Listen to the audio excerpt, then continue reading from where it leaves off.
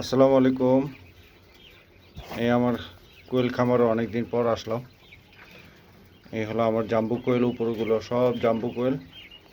এই যে এইগুলির বীজ ডিম বার করলাম। এই যে এইগুলো সব এগুলির বীজ ডিম। এই যে এইগুলো সব বীজ ডিম এই জাম্বু কোয়েলের। এখন বীজ ডিম দিয়ে দেখি আমি সাদা বাচ্চা উৎপাদন করতে পারি কিনা। এখানে দুইটা চারটা আছে সাদা। এই যে দেখতে পাচ্ছেন, এই দেখেন একদম সাদা। এই সাদা থেকে আমি দেখি বীজ ডিম বার করে সাদা বাচ্চা বার করা যায় কি না। হ্যাঁ, সাদা থেকে সাদা প্রোডাকশনে এই বীজ ডিমগুলি এখান থেকে হয়তো ইনশাল্লাহ আশা করা যায় সাদা বাচ্চা উৎপাদন করতে পারবো। সবগুলো সাদা জাম্বু। আর এইগুলো আছে হলো আপনার সব জাপানি জাতের কোয়েল। এগুলো সব কিন্তু আমার ঘরের বাচ্চা, যা দেখতে পাচ্ছেন না, এগুলো সব আমার ঘরের বাচ্চা।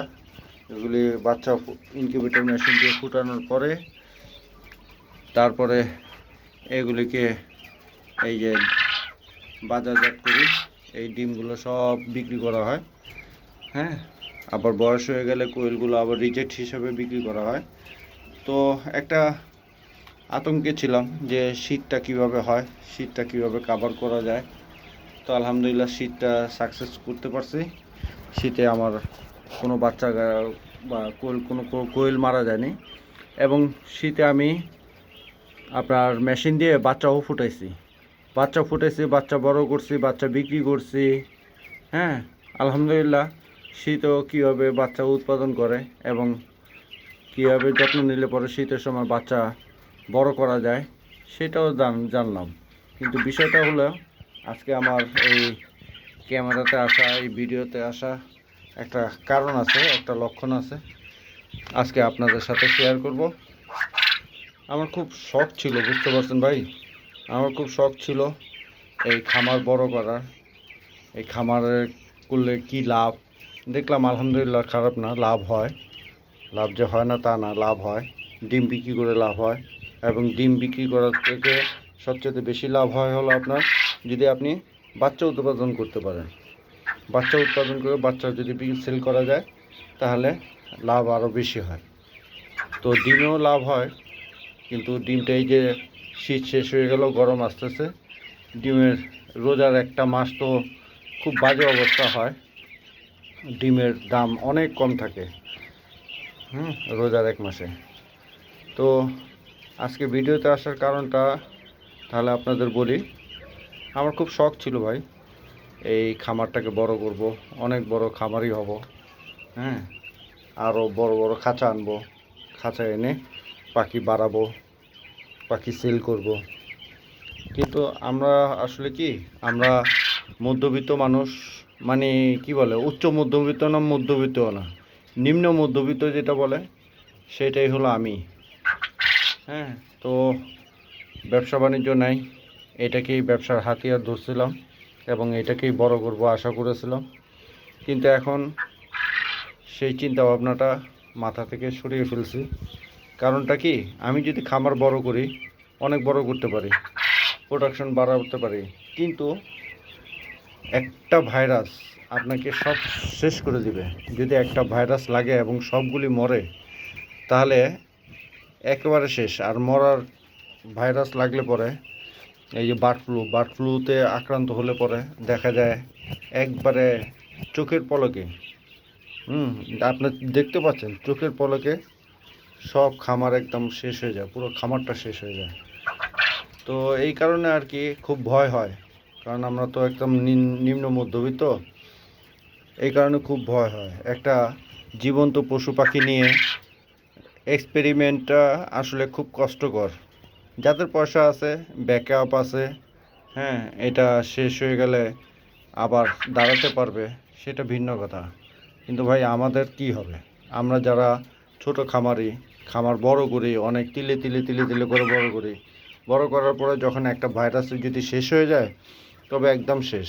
যার কারণে আজকে আপনাদের সাথে একটা বিষয় শেয়ার করব। বিষয়টা হচ্ছে আমি খামার থেকে সরে যেতে যাচ্ছি। আমি আর খামার করব না।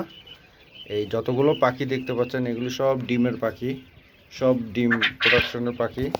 এই যে যা আছে দেখতে পাচ্ছেন এগুলো সব ডিমের পাখি। হ্যাঁ, সব ডিম দিয়ে যাচ্ছে, 3 মাস 4 মাস বয়স, কোনোটা 6 মাস বয়স। হ্যাঁ, এইগুলো সব আমি ধরে সেল করব। যত পাখি দেখতেছেন, কেউ যদি আপনারা আগ্রহ হন, হ্যাঁ, কেউ যদি আগ্রহ হন তাহলে আমাকে আমার হোয়াটসঅ্যাপ নাম্বার দেওয়া হবে। আমার হোয়াটসঅ্যাপ নাম্বারে যোগাযোগ করলে আপনি এসে সব বুঝে নিয়ে যেতে পারবেন। আমার ঠিকানা হলো ঢাকার ভিতরে, ঢাকা মেট্রোপলিটনের ভিতরে। হ্যাঁ, তো হোয়াটসঅ্যাপে নক করবেন, আমি ঠিকানা বলে দেবো, এসে নিয়ে যেতে পারবেন। হ্যাঁ, আমি পাঠাতে পারবো না ভাই, কুরিয়ারতে পাঠাতে পারবো না। এইভাবে আমি করে মানে সেল করি না। যারা ঢাকার ভিতরে আছেন, যারা খামার করতে ইচ্ছুক, আর খামারের সবচেয়ে সুন্দর সময় হলো এই গরমের সময় খামার সবচেয়ে সুন্দর সময়। আমি শীতটা কভার করতে পেরেছি, গরমটাও পারবো না কেন। গরমের সময় গত বছর মার্চে আমি এই খামারে আসি, গত বছর মার্চে খামারে আসি। এই বছর এই মার্চ মাস আসলো আমার 1 বছর পূর্তি হবে এই খামারের অভিজ্ঞতাটা আলহামদুলিল্লাহ যা হয়েছে আলহামদুলিল্লাহ যথেষ্ট। কিন্তু খামারের অভিজ্ঞতা শেষ নেই, মানে আপনার কাজের শেষ নাই, অভিজ্ঞতার শেষ নেই, অনেক অভিজ্ঞতা লাগে। কেউ যদি বলে যে আমি পূর্ণ অভিজ্ঞতা নিয়ে আসছি, ভুল। তো এইগুলি সবগুলি আমি বিক্রি করে দেব, প্রায় 200-250 পিস বা 300 পিস হবে। হ্যাঁ, এগুলি সব ধরে বিক্রি করে দিব। কারোর যদি প্রয়োজন হয় আপনারা নিয়ে যেতে পারেন। একদম জাপানি জাতের কোয়েল আছে, এই যে এখানে আছে সাদা, এই দেখেন সাদা, এগুলো সব জাম্বু জাতের কোয়েল।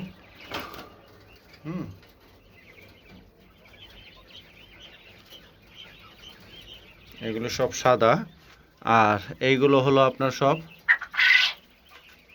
এই জাপানি জাতের কোয়েল, ডিমের রাজা। এগুলা প্রচুর ডিম দেয়, খাবে আর ডিম দিবে, ওদের কাজই হলো ডিম।